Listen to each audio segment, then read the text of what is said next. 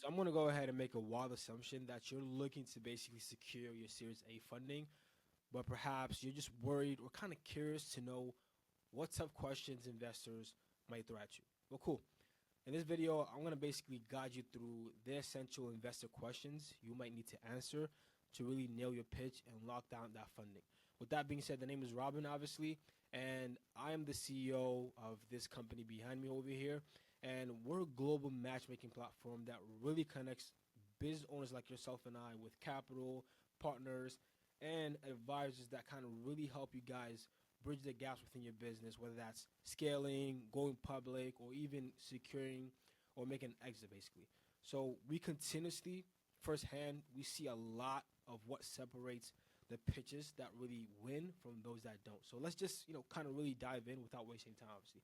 With that being said, the first question that really tends to spawn out is how big is the market and how fast is that market growing? And I'm assuming you probably heard the saying before, a rising tide raises all boats, either from Warren Buffett or from a book. And investors, obviously, they're betting on the person running the boat and all that kind of stuff, but they're also betting big on the market and how big of a growth potential the market has. So you need to basically reassure them that your market isn't just relevant today, but actually something that's going to expand in the future.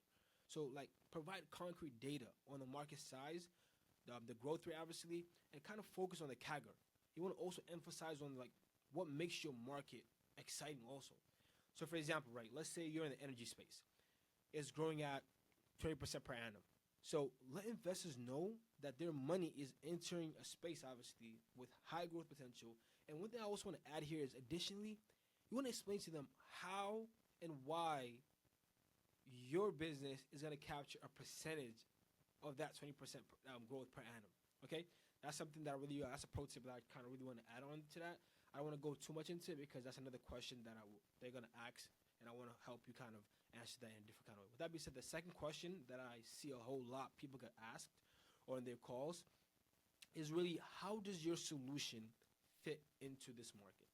Because investors, they obviously they want to see that your product has been validated by real users. It solves a specific problem in the market. So obviously, we can easily do that by just really giving key metrics that show demand, like user retention, growth rates, and obviously feedback from customers. So if you have like a user base that's doubled in the last 6 months with like a low churn rate, talk about that. If you have customers that never leave because they make money as soon as they get onboarded or for some specific reason they just can't leave, mention it. I don't want to go too much into that also because that's going to be another question that we're going to kind of cover in a bit. With that being said, the third question that I see investors typically ask people that want to raise capital is typically going to be, what proof do you have that people kind of really want what you're offering? They want to see tangible evidence that there's interest, especially in the form of traction metrics. So highlight metrics like obviously revenue growth, monthly active users, or maybe even pre-orders if that's applicable to you, right? If you're still pre-revenue, then show any data that just kind of really showcases that or supports your market interest. So don't underestimate small signs of traction.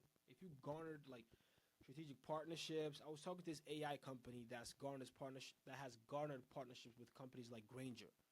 Granger is a company that's been in business for more than a century. That's great.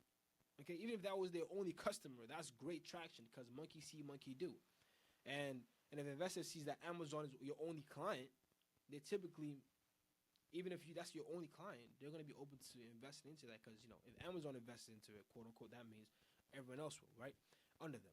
Now, the fourth question that I'm seeing a whole lot that investors ask is going to be, what is your moat? What is your competitive advantage? If you recall on the first question we were talking about, it's trying to explain to them that your industry you're within has a specific growth rate. And I was kind of emphasizing on also talking about how you're going to capture that. So this is kind of like the same kind of question a bit, but just kind of really going more detailed into it, I guess. So investors obviously want to know why your startup can stand out in a crowded field. So describe what's unique about you, right? Whether it's technology, whether it's a technological edge, proprietary data, or maybe even exclusive partnerships like what I just mentioned about, Amazon be one of your only customers. That's really a unique advantage right there, because if Amazon buy from you, that means everyone's gonna buy from you, right? You can have only Amazon as a testimonial webpage, and people still likely buy from you just because it's Amazon. Now, the fifth question that I'm really seeing a whole lot is this typically will come, obviously, and you probably could answer this before they even ask you, which is how do you make money, right? So investors want clarity. They want to know how revenue will be generated and obviously how it's going to be scaled. So just basically describe the revenue model, include things like, LTV, the CAC, and all that kind of stuff, if that makes sense. And number sixth question that I'm seeing is really how will you scale this business? Okay? How will you scale this business? So investors want obviously a scalable business model that can grow efficiently as obviously demand increases. Okay? So you want to explain your plan to scale, whether it involves geographic expansion, new product lines, increased marketing. You just want to show that your business model and infrastructure can obviously handle the growth. So you plan on expanding into international markets, outline like specific regions and the rationale for why you're going to be entering inside that specific market. Paint that picture clear. You want to just say, okay, we're going to do this. And by the way, this is going to even feed into the next question, which is going to be really how will you use the investment? So obviously this and how will you scale the business kind of go hand in hand a little bit, because as I was just telling you, when you're explaining to investors how you plan on scaling, instead of just saying I'm going to go to this region because there's a lot of people over here that do this, you want to explain the benefit of that benefit to the other benefit. So for example, when the investors ask you also how are you going to invest the funds, instead of just saying we're going to take 20% and invest it into marketing, 20% into R&D. No, we're going to invest 20% into marketing, which is going to increase the amount of leads we get because we already know what our LTV and CAC is, which is also going to get us more deal flow, right, or more account acquisition. The more account acquisition we get more sales, and we have this amount of money, this burn rate, which brings this and this. You have, if you can, obviously you don't want to explain how I just did it, but if you can paint that picture out clearly, why this 20% allocated here is going to increase this to 50% and this to this department to that and this to that. You want to, in sales, we kind of call this benefit linking. Okay, and that's basically what you want to do when it comes to explaining to people or investors how their money is going to be used. That paints them a real good picture, a real good demonstration that you not only know where the money is going to go, but why it's going to go there and what return is going to bring and what benefits it's going to bring to them financially, mentally, and emotionally. Okay, and obviously with the questions, there's a lot more that we can talk about. I'm going to go over just one more just for the sake of time. We're like 8 minutes now. And one question I see a whole lot is, what's the long-term vision? And, how will we make a return?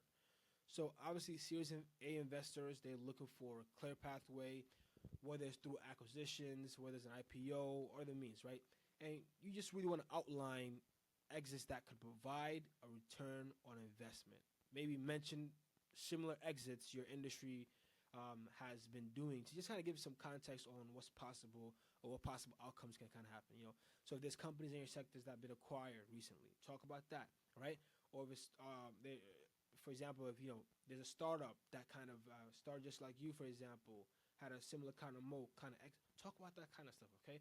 And obviously, like I said, there's a whole lot more that I can obviously go over.